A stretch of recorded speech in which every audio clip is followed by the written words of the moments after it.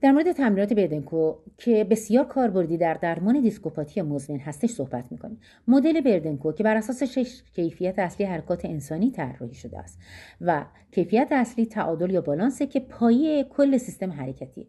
تعادل یعنی توانایی حفظ مرکز ثقل بر پایه تکیه، چه در وضعیت ایستاد چه در وضعیت حرکت.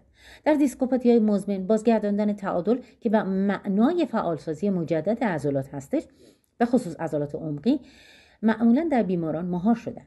کیفیت دوم هماهنگی یا کوردینیشن هستش. ارتباط میان عضلات، مفاصل و دستگاه عصبی رو بازآموزی میکنه. در درمان دیسک و سیاتیک مزمن با بهبودی هماهنگی حرکتی، الگوهای حرکتی جبرانی کاهش پیدا میکنه و توزیع نیرو در ستون فقرات طبیعی‌تر میشه.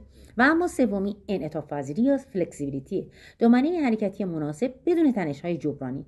در بیماران با دیسک مزمن، افزایش انعطاف به کاهش فشار موضعی روی دیسک و بهبود و پویایی لگن و کمربند حرکتی کمک میکنه.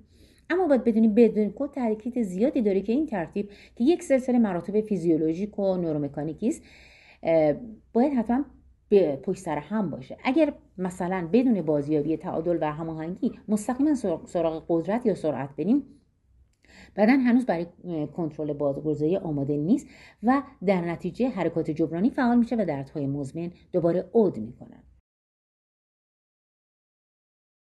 و اما چهارمین کیفیت که باید روش کار کرد، استقامت یا اندیورنس، توانایی حفظ عملکرد عضلانی در زمان طولانی.